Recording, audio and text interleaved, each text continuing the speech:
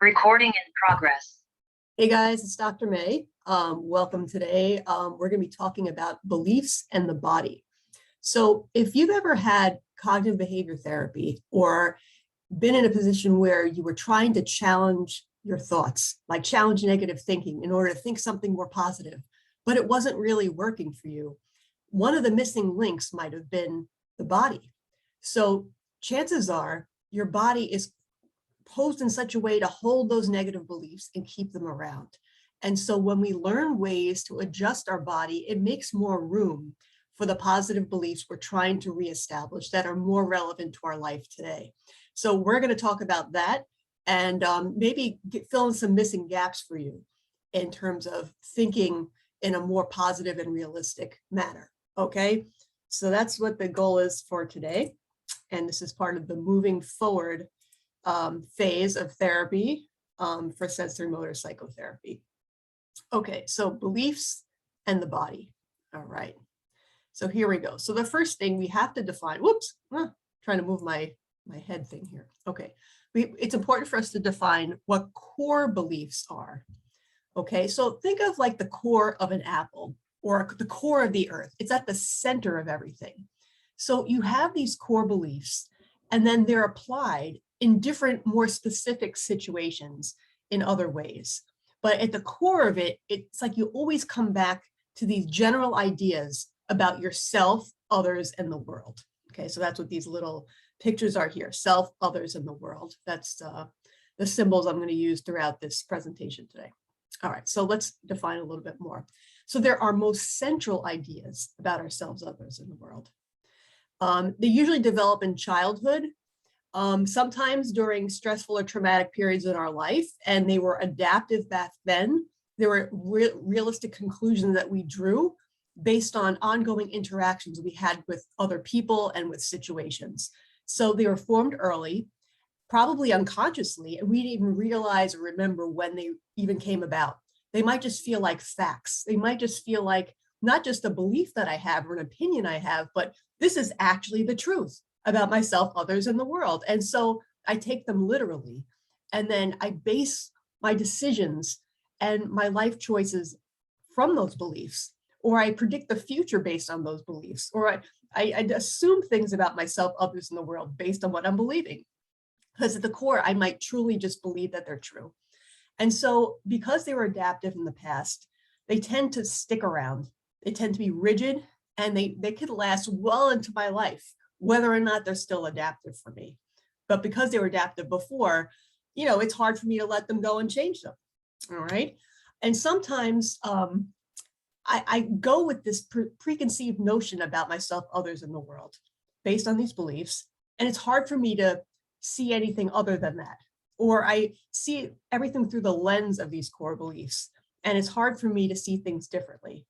And so any information that contradicts them, that could challenge them, is ignored.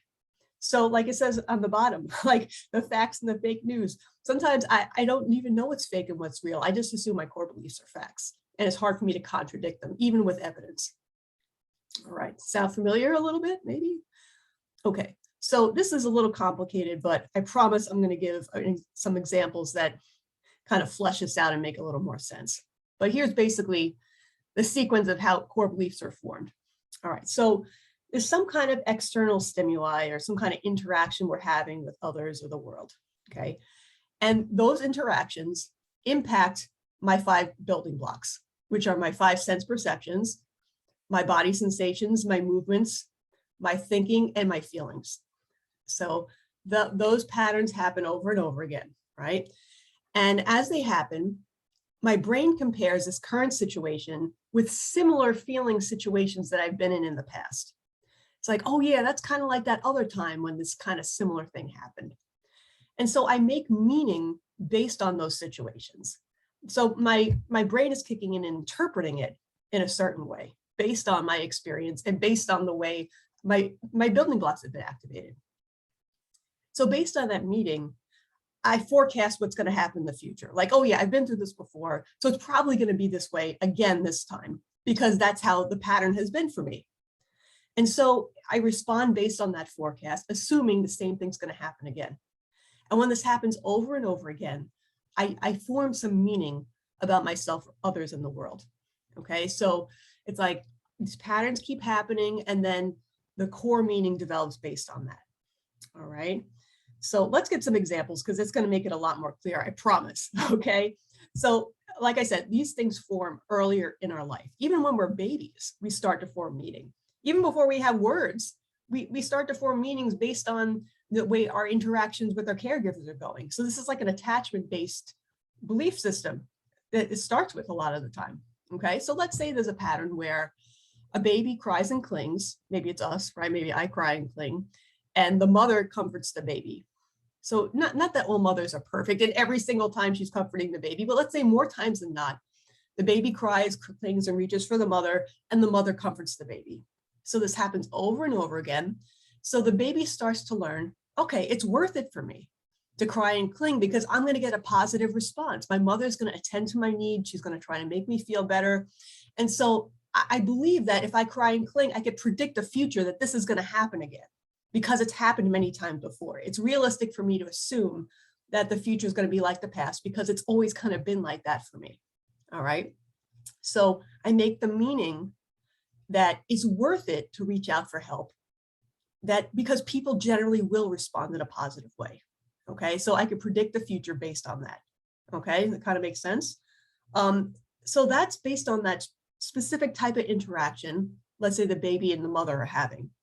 But as the person gets older, they generalize that pattern to themselves, others, in the world in a bigger way. Okay, that's the core of how they assume everything else is going to work. So let's say, for example, they'll form a belief about the self that is, I'm worthy of attention, or I deserve to have my needs met. Why? Because when I was a baby, this did happen. I reached out for my mother, she comforted me. And so therefore, I feel like I was worthy of attention. I deserve to have my needs met. Now, as an adult, when I interact with other people, I kind of believe the same sort of thing. All right. Others. So I believe that others usually respond to my needs. Why? Because my mother usually responded to my needs. And maybe, in other situations as I grew up, that was also the case. So I could draw that conclusion and predict a future that if I reach out, others will generally respond to my needs. Okay. And then therefore, in a broader sense, the world, I assume that the world is generally supportive, is generally a good place because these things have happened for me. Okay. See how that goes? All right. But obviously not all of us have been in this positive situation, drawing these positive conclusions, because chances are you might not be here right now watching this video, right? All right. So negative core beliefs also form in a similar manner. So let's say the baby cries and clings, and the mother, more often than not, is unresponsive for one reason or another. She might just be a working mother. She might have a house full of kids. She might be stressed herself. She might just be overwhelmed. There might be a variety of reasons. So the baby cries and clings, the mother isn't responding. Okay. And this happens over and over and over again. So the baby starts to learn that if he cries and clings, his mother probably won't be there for him when he needs her. All right. So it's reasonable for him to draw this conclusion because that's what's been happening. All right. So he might learn that it's more adaptive to just attach emotionally and physically and just try not to have needs, because what's the point? When I tried to reach out, when I tried to acknowledge my needs and reach out for help for them, I didn't get that good response. So I'm going to predict the future by saying, like, I'm probably just going to be hurt and disappointed. If I reach out, chances are people aren't going to be there for me. All right. And it made sense for me to assume that. And it was protected for me to assume that because this has been my life. Okay.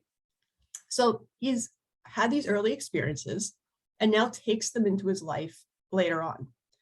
So he starts to believe that I'm not good enough, or I don't deserve attention because it just didn't happen, right? That wasn't part of my experience. So I guess there's a reason why my mother didn't pay attention to me or didn't want to pick me up or didn't want to comfort me. And it might be because of something wrong with me, right?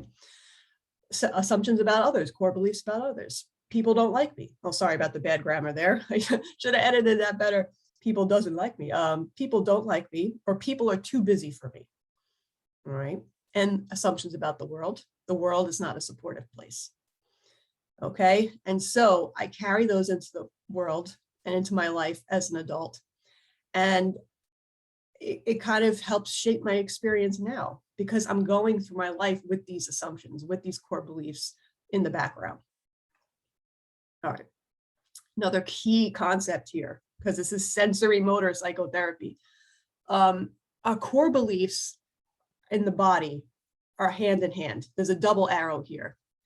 The beliefs I have are reflected in my body posture, my body movements, the way I hold myself, and the way I hold myself and my procedural body postures and movements reinforce the belief. Okay, so it goes hand in hand. So let's look at the examples on the bottom. So look at the way the girl's posture is, right? She's looking down, her chin is down, she has a self-protective, perhaps hands folded across the chest. She's separate from the other girls. And so she's thinking things, core beliefs such as, I'm not good enough, people don't care what I have to say, and the world is generally unsupportive, right? These may not be fully conscious, but they're the core beliefs perhaps that are operating in the background. And these body postures, movements, and sensations that she has are reinforcing the beliefs. And when she's standing this way, it's hard to think of anything else. So when you have this kind of posture, how easy is it to think, I'm a decent person and I'm worthy of attention and the world is generally a supportive place, right? It's like it contradicts each other. Okay, so see how it's like one supports the other. So if you need to change the belief, guess what? Later on, we're going to talk about how you also need to change your body.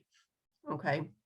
So if you were in cognitive behavior therapy in the past and you kept holding your body this way and tried to think, I'm still a good person and I'm worthy of attention, and it wasn't working, guess what? It's partly because your body wasn't corresponding to the new belief. It was holding the old belief.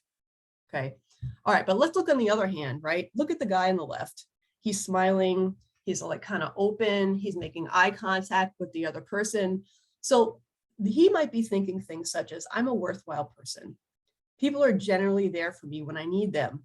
And the world is basically a good place. And his body posture and probably body sensations and movements are supporting those positive beliefs. Okay. When you're kind of open like that, it's harder to believe that I'm worthless because you're open, right? Because your body supporting these positive beliefs. Okay. Which might be more realistic for his life now anyway. Okay. All right. So in the second phase that we had been talking about for a while, we focused on trauma, right? And there are a lot of trauma-related core beliefs that we might have if we've had traumatic experiences. So these beliefs, what's the clue that they're trauma-related core beliefs? It's that they develop in response to trying to survive a dangerous situation that was overwhelming our coping resources. So if it was in response to survival needs, danger, and life threat, they sound like they're geared toward these survival needs. All right. And they've developed at times when our arousal exceeded our window of tolerance. So when we are very hyper aroused, very anxious, very angry, very fearful, or very hypo aroused, very shut down, dissociated, numb. And so examples of these core beliefs reflect the survival function. Okay. I'll die if I'm left alone. It really may have felt at certain times with neglect that it was a matter of life and death if I was left alone. I might have been little and left alone and I didn't know how to take care of myself, for example, right? The world is a dangerous place, right? I might have been literally hurt by important people in my life and the world felt very dangerous, okay? It might have been a very realistic belief at that time. I have to perform or I will perish, right? If I don't succeed, if I don't meet my parents' expectations, there might be a dire consequence for me. I have to perform or I will perish. I must fight to survive. I'm completely helpless, or I have to comply to survive, right? I have to do what the big people in my life need me to do, or there's going to be trouble. So I have to comply to survive, okay? See how extreme these are. These are signs that they're related to trauma, okay? So these are best dealt with the techniques we used in phase 2. So bottom-up interventions, right? Working with our body, develop dual awareness, developing resources, and the working with memory other working with memory techniques, okay? Because those are more geared toward times when our arousal was outside of our window of tolerance. All right, so you could identify these and then go back and continue to use those lessons to help you with these things. Okay, today we're not going to go as extreme.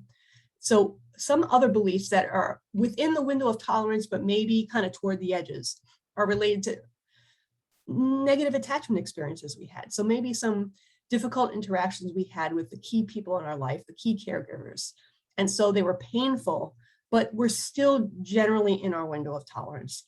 But they could still have a big significant impact on our life today. All right, so let's look at these. So these are important, but they're not as life-threatening as the trauma beliefs. So example, I'll always be alone. I can't count on anyone. I should please others. No one cares about me. My needs are not important, or I'm not lovable. Okay, so see how these could tie into some negative attachment experiences and continue to influence whether we feel worthy of relationships now, whether we feel like we could take in the good in our life, whether we could express our needs assertively to other people, right? So they could continue to last and still interfere with our quality of life now. So if we want to move forward, which is phase 3, moving forward, it's really important for us to address these things. Okay, so in this lesson, we're going to go more into how we could address this. And ultimately, the emotions related to these need to be experienced and expressed. Okay, so especially if they're in the window of tolerance. And there's sometimes, where attachment and trauma related beliefs are kind of like there's an overlap. So you have to determine for yourself, which are more intense and need the trauma, the working with memory rather, techniques, and which are a little less intense and could use some of these techniques that we'll discuss later. Okay, so one of the questions we might have for ourselves is like, well, if core beliefs are formed in repeated experiences, how come sometimes they don't get upgraded, right? So, all right, so let's say I had some bad experiences as a child, and those interactions with my parents were repeated over and over. How come now as an adult, when I have some other good experiences, it doesn't, somehow my beliefs just won't upgrade. I still keep going back to the old stuff. Well, it's again because, our survival instincts are very hard to change. If they worked for us back then, it's very hard for us to let go of them. We have to really identify them and deliberately, with intention, courage and diligence, make the effort to change them now, identify and work on them now. Because they're not just going to automatically upgrade sometimes. I mean, sometimes they do. Ideally speaking, we should be able to stay in the present moment, take in the information of what's going on with me now, what's going on with the people I'm interacting with now, kind of shift the way I see myself, others in the world now. And that would be the ideal. And as I continue to develop and mature, that my beliefs will also develop and mature. But if you found that that's not happening for you automatically, and that's the case for a lot of people, by the way, don't worry, we still can make efforts to do it now. All right, so how to upgrade your limiting core beliefs. Okay, we're going to give you the path, and we're going to do a bunch of exercises to help. So 1, approach your beliefs with curiosity. So know that deep down, even if you're not really clear about them at this time, you do have core beliefs. So just be curious about what they might be. All right, and we're going to have some ways to identify them as well. And when you kind of start to identify what these core beliefs about yourself, others in the world are, think about, well, how did they help me? Why did they form for me? How do they help me adapt to my situation? How do they help me keep my caregivers in a loving relationship with me? How do I keep them taking care of me? How do they help me survive certain really difficult situations? And so validate the fact that they made sense, that they developed for a purpose, for a reason, that they had been helpful, right? So with curiosity, you can kind of give yourself room to see that. All right, next thing, because we're talking about body and beliefs, right? Or beliefs in the body, right? I think that's what we call this one, right? Notice that when I think these core beliefs, what happens to my body sensations and my physical patterns of movement? And how do they go together? Right? How do they influence each other with that double arrow like we talked about before? And then what emotions go along with my beliefs? Okay, that one's probably a little more common, right? We think about that sometimes in other types of therapy, beliefs and emotions, right? There's a little less emphasis on the body, but here we're also going to identify our emotions too. So when I think those things, what are the emotions that go along with them? All right. And sometimes there's painful childhood memories where the emotion's very clear and the belief follows from it, right? So when we think about how they helped us survive, what were some of the original situations, chances are there's some emotions tied into that situation that we could start to identify and learn how to accept and regulate, all right? And we could also validate ourselves like, wow, it's felt really painful for me to continue to believe things like I'm not a worthwhile person. That's a really painful thing for me to have held on to for so long, right? So I could offer myself compassion and validate myself for having held on to that belief for so long and suffered as a result of it. Okay, so once we've done all those things, it gives us a little more freedom now to start to challenge our beliefs and maybe think about some other ones that are more relevant to my life now, that reflect my current situation and are more realistic for my life, right? So I don't have to necessarily hold on to the old stuff, which was adaptive then. I could create new stuff that is adaptive now. All right, so here we go, exercises. So plenty of exercises here that'll give you a lot of room to work through these things, all right? All right, so this one is kind of takes it off ourselves a little for a minute. So we're just gonna kind of get the idea of how our beliefs are held in our body. So if we look at those pictures here, which I kind of took from the original handout, the original exercise from the book, because I couldn't quite find ones that the internet that quite captured exactly what they had here. So I wanted to be exact. So for each of those 4 postures, practice imitating the posture yourself. So like actually take on the posture to kind of embody it and feel it. And then just like, explain what you notice is going on with your body. How do you use your sensation vocabulary, for example, to describe what's happening with your body in each of those poses, right? And then one at a time for each pose, notice what thoughts could kind of go along with it. So if you imagine yourself in that person's shoes, what kind of thoughts might this person have about himself, others in the world? How do you think he feels about himself? What are the emotions there? And what childhood experiences might have led him to kind of take on this posture a lot? How is it adaptive for him, or, what might have influenced that? So it kind of just helps you validate and understand. So here's an example. Okay, so let's say we tried posture 1. So you might notice, okay, my chin and my head are forward, my neck feels like it's sticking out, shoulders are rounded, my spine is kind of collapsed, I can't breathe as well, right? If you're kind of closed up here, my stomach is sticking out and my arms and legs feel weak, right? His arms are kind of like just hanging down by his side. So it might feel not as powerful in your arms, right? What positive or negative beliefs you think the person has about himself. So maybe he thinks things such as, we're just guessing, right? There's no use trying. It's okay to be peaceful and non-aggressive, or I don't have enough support. All right, it could be other things too. We're just guessing.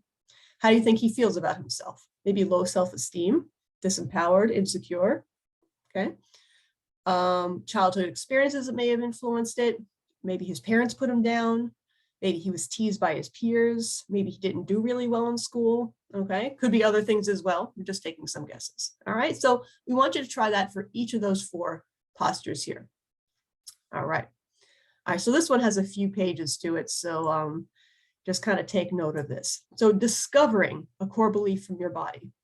So it might be hard just to intellectually dig down and say, well, what are my core beliefs, right? You might be able to, but it's going to be a little easier and more organic if you kind of find them from within your body, kind of make that link between the body and the mind. All right, so we're going to try something here. So just do a little body scan. Okay, so just kind of with your mindfulness, track from head to toe and notice if there's any areas that feel tense. Okay, and it might be a few, but just select maybe one area of tension that you're open to exploring today. Okay, so we're going to do some observe and describe skills here. So where exactly is the tension? Is it a big area or a specific point? All right, we're getting our prefrontal cortex, neocortex involved here by doing these describes. So where's the tension? Is it a big area? Is it a specific point? Where does it begin and end? Does it have a specific shape? How is the tension pulling, right? Like, is it pulling up or is it pulling forward, back, side to side? Okay. Describe the qualities of the tension using your sensation vocabulary. All right. So to the left, I did a screenshot of one of the slides from one earlier lesson where we learned the sensation vocabulary. So the ones associated with tension included, and could obviously be other things too, clenched, constricted, knotted, stiff, thick, tight, suffocating, tense. Okay. And of course, if you have other words, feel free. All right. So describe any area of tension using words such as those. Then try exaggerating the tension slightly if you can. All right. So let's say I feel a little tension in my shoulders. So I'm just going to increase the tension by tightening my shoulders just a little bit more. Okay. And then notice what happens when I increase the tension and how does the rest of my body change? So does it influence other parts of my body when I do that? Okay. Next. Okay. So see these pictures up on top. So tense, relax, some examples there. Okay. So let's say I'm going to tense my shoulders and I'm going to relax my shoulders and just notice the difference. Okay. I'm going to go back and forth a few times. Okay. And then I'm going to notice the impact of my building blocks when I'm tense versus relaxed. All right. This should be a little bit of a change, right? And just take your time, go back and forth and see how let's say your thoughts, emotions, body sensations, and even images and memories change when you're tense versus relaxed. All right. So then exaggerate the tension again and just kind of search for belief associated with it. Try to let it come to you. Don't think too hard and, let it come from your mind. Let your body influence your thought process and what belief might be. Okay. So you could ask yourselves questions such as, if this tension can talk, what would it say? Or if this tension could say one sentence about me, what would it be? Okay. So next, still going, this is a long one, right? All right, so then we could refine it. So you might come up with something initially that sounds kind of okay, but maybe it's not 100% true or it doesn't feel quite right. So you could refine it, okay? So say it out loud. That might help you kind of hear it or perceive it a little differently. And see if the words and the tension are saying the same thing. If not, just, you could revise the belief a little bit. Think of what feels more realistic to you. Feels more like authentic, rather. Okay. And then you could identify one of our somatic resources, so things we do to change our body that might help with this tension and this belief. Okay. So if my belief, let's say, is held in my tense shoulders, what are some somatic body things I can do to shift the way I'm holding myself and in turn also help change my belief and maybe make room for a new belief? Okay, so these were reviewed in our building resources section. It could be something we do with our breath. It could be connecting with our back, like pressing our back against the chair. Grounding, such as pressing our feet into the floor. Improving my posture, right? That might even change my shoulders, for example. Movement, okay, such as walking, moving, stretching, yoga, things like that. Containment resources, such as hugging myself, right? Centering, such as hand on heart, hand on belly, and adjusting sensory stimulation. So changing the way our 5 senses are operating in the present moment. So by changing the senses, I also change my other building blocks. So some of those things could help to change the patterns of tension in our body and therefore influence our beliefs. Okay, I'm just going to close my door because it popped open because the window's open and it affected the ventilation in my room. So just give me 1 second. Be right back, guys.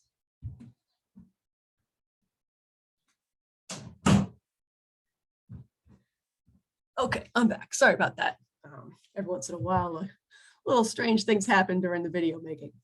All right, so this one's called Upsetting Situations and Core Beliefs. Okay, so we could kind of get to our core beliefs by digging down through an upsetting situation that I'm experiencing now.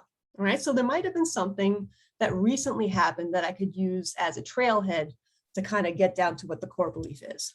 Okay, so I want you to think of something you went through recently that's still kind of fresh that was triggering or upsetting for you. And you could focus on a sliver or a small piece of that upsetting situation. All right, so we had an earlier lesson on slivers of memory. So basically, you don't have to rehash the entire thing. Just focus on a moment in it that kind of brings up the impact in your building blocks enough to deal with the memory. Okay, so the sliver should influence your emotions, thoughts, movements, body sensations, things like that.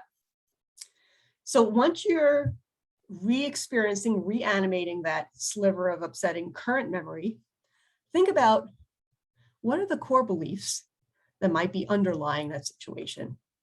All right, so how does this experience confirm the way I might generally be feeling about myself, others, in the world? How do I draw similar conclusions from this situation that I might have drawn before in other situations? All right, so reflect on the beliefs you discovered and then start to think, where might that have come from? How might have these beliefs originated earlier in my life, in my childhood, for example? And are those beliefs accurate for the current situation, right? I could validate the fact that maybe they made sense a long time ago, but do they still make sense, right? Like if I drew the conclusion that people generally aren't going to care about me, is that still true? Or is it something else that is going on now? Okay, for example. All right, so then think about, all right, now that I know this, let's say I need to upgrade my belief. How would I prefer to respond now? So what's an upgrade for me that I could try? And how could I use a somatic resource to adjust my body to help make room for that upgraded core belief or new way of interpreting the situation? Okay, see how that goes? All right, so this one looks a little complicated, but it's actually not. I just wanted to put an example in there just to make it make sense. So I'm trying to find a good spot here. I think that's a good spot. Okay, so think about, in general, a situation that leads you to experience negative thinking. So the example they give in the textbook is going to a party. All right, so let's say, I don't really like going to parties. It's not comfortable for me. I don't like the socialization. And, I feel socially anxious. I feel, like people aren't liking me. Like I know that that's a situation, for example, that might lead me to experience negative thoughts and deeper core beliefs. It might activate these core beliefs. So how might this go? So let's look at what it brings out about my view of the world. So in this particular situation, so here, just so you can differentiate. So the thoughts, as shown on the left, are related to the specific situation. The beliefs and meaning on the right are related to my core beliefs. Okay, so it starts where I'm identifying in this specific situation what I'm thinking, and then it's generalizing to like a bigger view of myself, others, in the world. Okay, so let's start with beliefs about the world based on this current situation, thoughts about the current situation. So I might think something like, well, if you're not in, you're out. There's no point in going to parties. It's going to be awful like it was in high school, right? So I might see it as having the same kind of cliques, the same kind of, clusters of people talking, and I'm not able to break into it. It's going to be really uncomfortable, So when I think those things, let's say my body tightens and pulls back, my eyes cast downward, I feel kind of sad, just thinking like, well, I'm not in the in crowd. I'm not going to, be able to be part of things.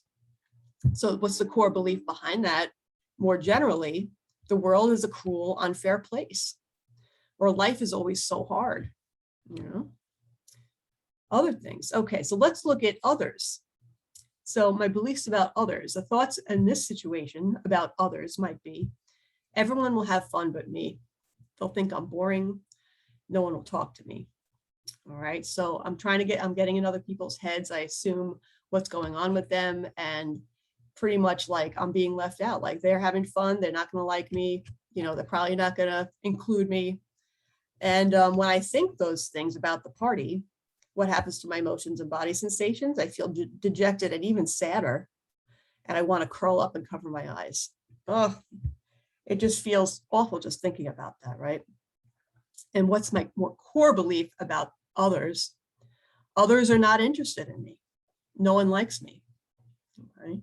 And those core beliefs are being applied to this party, and more specifically, where everyone's going to have fun but me, they'll think I'm boring, and so on. What about beliefs about myself? Okay, so in this particular situation about going to a party, I might think with regard to myself, I don't have anything interesting to say. I just won't have any fun. I'll just feel awkward. I should stay home and watch TV, right? So when I think those things, what happens? My head comes down, my body tightens and pulls in, and I feel ashamed and afraid.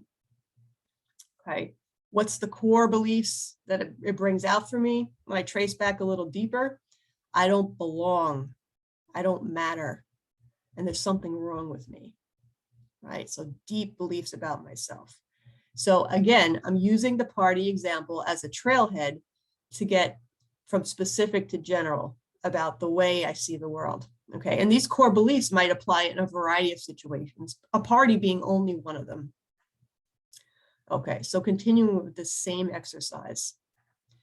So now that I identified the beliefs about world, others, and myself that I actually have, that I identified through going through that example, what are beliefs I think I would prefer to have that would be more adaptive for me now? So let's say if I could try to identify what those are. For example, all right, it might be a little different for you, world. Maybe I want to believe the world is basically a good place. Or maybe about others, I want to believe it's possible that some people might like me. And belief about myself I'd rather have might be there's nothing wrong with me. Okay, so that's maybe like what I want to strive to change to. Okay, so in order to make room for these new beliefs, how might I have to change my body sensations, my movements, perhaps using my somatic resources to make room for these new beliefs? Okay, so it would help to interrupt the old beliefs. I'm not going to be curled up and eyes cast downward and chin tucked in anymore. Maybe I have to relax my shoulders, lift my chin, start making eye contact instead of avoiding eye contact with shame. Maybe I have to breathe more fully. Maybe I have to engage my TVA muscle, which is that muscle that wraps around your abdomen and gives you a little more of that core strength. Okay, and when those are engaged, maybe it allows me to have thoughts such as the world is basically a good place, or there's nothing wrong with me, or it's possible some people might like me, right? So I need to change my body to make room for those thoughts. Okay, so this one, next exercise is called compassion for yourself. Okay, so this is kind of like going back to where the beliefs originated and then directing compassion toward yourself for what happened. All right, so let's say I identify two core beliefs that I have. Okay, it could be more or less, but for the sake of argument, let's say we'll try two. And then I'm going to try to go back and reflect on the childhood experiences that caused me to form these beliefs to begin with. Okay, because they did make sense at some time earlier in my life. And think about, well, how did having those beliefs help me cope with my earlier situations? How did it maybe help a caregiver stay in the caregiver's good graces? Man, that was hard to say. Or maybe it helped protect me in some way, or it prevented me from being ashamed by somebody else. So how was it adaptive for me to believe these things? And when I realized all that stuff, it helped me to validate myself. So, and show compassion toward myself, which is kind of like being with myself in my suffering and directing kindness toward myself, realizing I'm not the only one going through this kind of a thing. I could also use a gesture of compassion, such as hand over my heart, as I'm trying to direct this compassion toward myself. Okay. For more about self-compassion, I would suggest Kristen Neff. She's really an expert on it, and she has some of her own YouTube videos and a website and a book and so forth. But you could do it even without doing that. Just direct compassion toward yourself and the younger you that was suffering. Okay. So try out that experience and see how that is. Okay. All right. Next. All right. This is really a good moving forward kind of exercise. Exploring beliefs that hold you back. Okay. So some of our earlier beliefs that were adaptive back then are no longer adaptive now and are in fact holding us back from achieving what we want in life. So describe something you want in your life that feels like it's been out of your reach or that's eluded you. So let's say my goal was, I really would like to have more friends or more positive connections with people. Okay, but what's a belief that's held me back from making this happen? It might be something such as believing things like, I don't matter. So when I believe I don't matter, it's really hard for me to make and sustain friendships. Okay, so let's first reflect on the childhood experiences that maybe have caused me to form this belief. So where did I get the idea that I don't matter? Well, maybe it was that my parents weren't that responsive to me.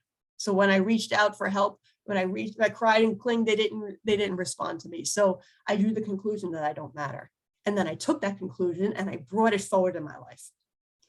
But how did that belief help me in that situation? Well, maybe it led me to stop wanting attention from my parents and help me avoid disappointment. So it made a lot of sense to believe that then. So when I think that belief, what happens to my body? Well, I notice that my shoulders are tightening and coming up. I duck my head. Maybe I'm in a self-protective mode, right? Maybe my knees lock, my stomach feels tight, right? So when I feel like I don't matter, I'm bracing myself for not getting that support or not getting the connection that I need. All right. So how do I now make a small change in my body that could help prevent that limiting belief or help loosen it up? So what if I were to change by lifting my chin and dropping my shoulders? Okay. So when I do that, how does that small body change communicate to the part of you that held the old belief?